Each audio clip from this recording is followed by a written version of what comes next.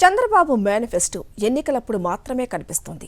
రంగురంగుల కాగితాలు చూపుతూ ప్రజలను తప్పుదోవ పట్టించేలా మాట్లాడతారు. ఈసారి కూడా ఆయన అలాగే చేస్తున్నారు. 2014లో మోసం చేసినట్టుగానే ఈసారి కూడా సాధ్యం కాని హామీలతో జనం ముందుకొచ్చిన చంద్రబాబు విషయంలో జాగ్రత్తగా ఉండాలని హెచ్చరించారు సీఎం వైఎస్ జగన్. ఎన్నికలు అయిపోగానే హామీలను తీసుకువెళ్లి చెత్తబుట్టలో పడేసే చంద్రబాబును నమ్మడం అంటే కొండ చిలువ నోట్లో తలపెట్టినట్లేనని అన్నారు. చంద్రబాబులాగా కాకుండా 99% హామీలను అమలు చేసి మరలా ప్రజల ఆశీర్వాదాలు కోరుతున్నానని ప్రజలు ఈ విషయాన్ని గుర్తుపెట్టుకోవాలని విజ్ఞప్తి చేశారు సీఎం వైఎస్ జగన్.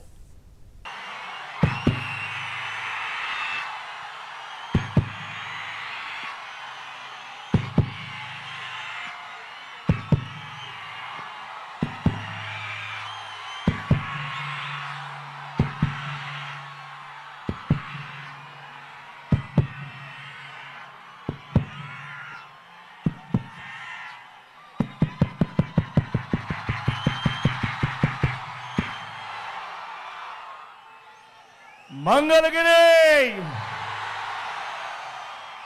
సిద్ధమా? ఇసుకేస్తే రాలనంత జనం, ఎటు చూసినా జనమే జనం. ముఖ్యమంత్రి వైఎస్ జగన్మోహన్ రెడ్డి మంగళగిరి ప్రచార సభకు పోటెత్తిన జనతరంగాల ఘోష ఇది. జగన్ సభ ఉందని తెలియగానే నియోజకవర్గంలోని పలు ప్రాంతాల నుంచి పలు వర్గాల ప్రజలు కనీవిని ఎరుగని రీతిలో పోటెత్తారు.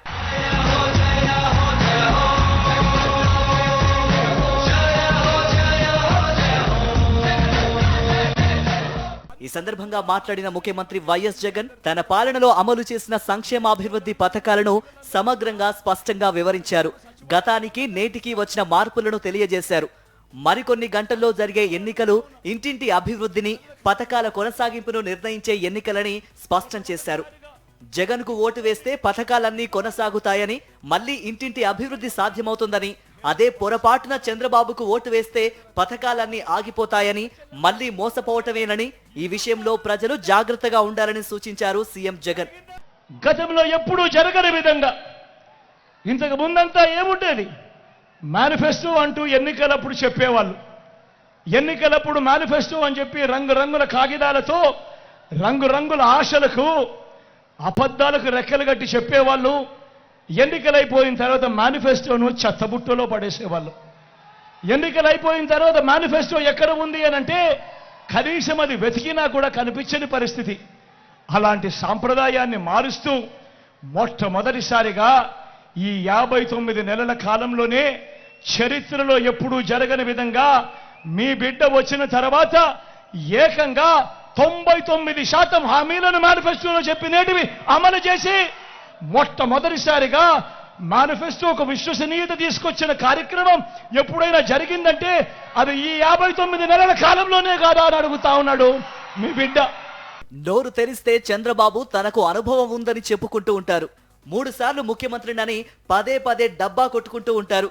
14 ఏళ్ల పాటు సీఎంగా ఉన్నానని, విజనరీ అని ఇలా ఏవేవో చెప్పుకొని ఎల్లో మీడియాలో తెగ రాయించుకునే చంద్రబాబుకు చెప్పుకోవడానికి ఒక్క పథకం లేదని ధ్వజమెత్తారు సీఎం వైఎస్ జగన్. 3 సార్లు ముఖ్యమంత్రి అంటాడు. మరి 14 ఏళ్లు ముఖ్యమంత్రిగా చేసిన ఈ వ్యక్తి పేరు చెప్తే ఏ పేదవాడికైనా కూడా ఆయన చేసిన ఒక్కటంటే ఒక్క మంచైనా గుర్తుకు వస్తుందా అని అడుగుతా ఉన్నాడు మీ బిడ్డ. ఆలోచన చేయమని మిమ్మల్ని అందరినీ కూడా కోరుతా ఉన్నా. ఇవన్నీ కూడా ఆలోచన చేయమని మిమ్మల్ని అందరినీ కోరుతూ ఒకసారి గమనించమని అడుగుతా ఉన్నా. ఇదే చంద్రబాబు నాయుడు గారు 14 సంవత్సరాలు ఆయన అధికారంలో ఉన్నా కూడా ఏ రోజు ఏ పేదకు గుర్తుకొచ్చే ఒక్క పథకము పెట్టలేదు అనంటే, ఏ పేదకు గుర్తుకొచ్చే ఒక్క మంచి కూడా ఆయన చెయ్యలేదు అనంటే ఆయన పాలన ఎలా ఉండేది అని చెప్పి ఒక్కసారి గమనించమని అడుగుతా ఉన్నా. తన పాలన మొదలైన తర్వాత వైఎస్ జగన్మోహన్ రెడ్డి ఒక్క క్షణం కూడా వృధా చేయకుండా మేనిఫెస్టోపై ఫోకస్ పెట్టి అన్ని సంక్షేమ పథకాలను ఒక్కొక్కటిగా అమల్లోకి తెచ్చారు. ఆయా పథకాల ప్రత్యేకత, వాటి ద్వారా ప్రజలకు జరిగే మేలును వివరిస్తూ తేదీలను ప్రకటించి మరీ వాటిని అమలు చేస్తూ వచ్చారు.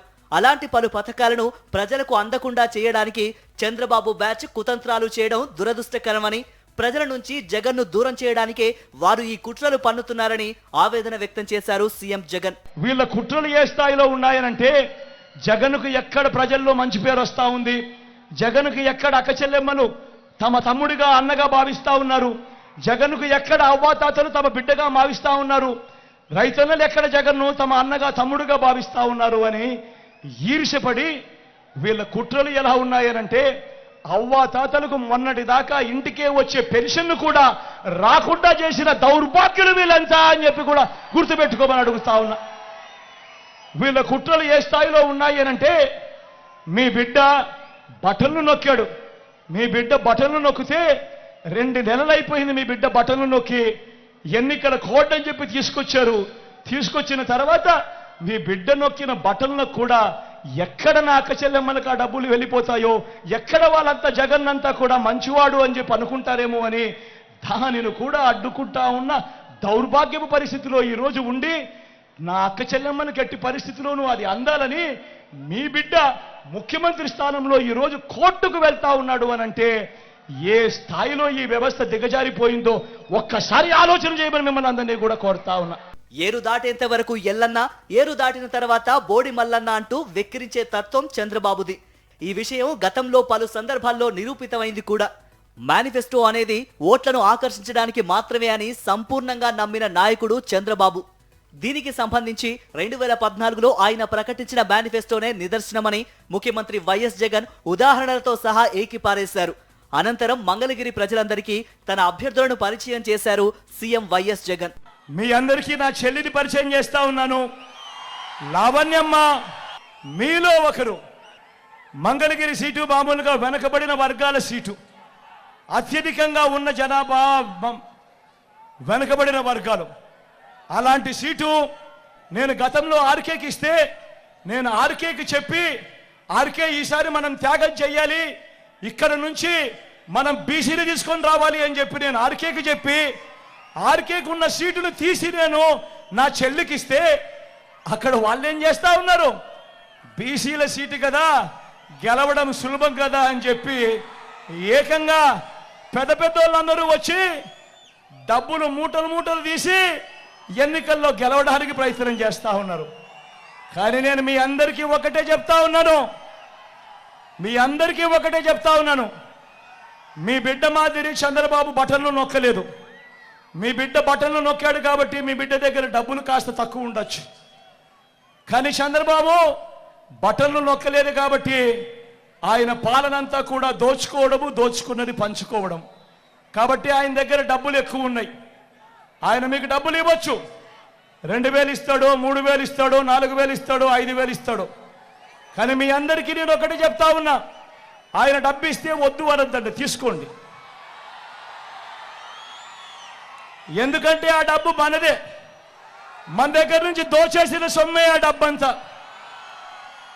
కానీ ఓటు వేసేటప్పుడు మాత్రం అందరూ గుర్తుపెట్టుకోండి, ఎవరి వల్ల మంచి జరిగింది, ఎవరు ఉంటే మంచి కొనసాగుతుంది అన్నది గుర్తుపెట్టుకొని ప్రతి ఒక్కరిని కూడా ఓటు వేయమని కోరుతా ఉన్నా.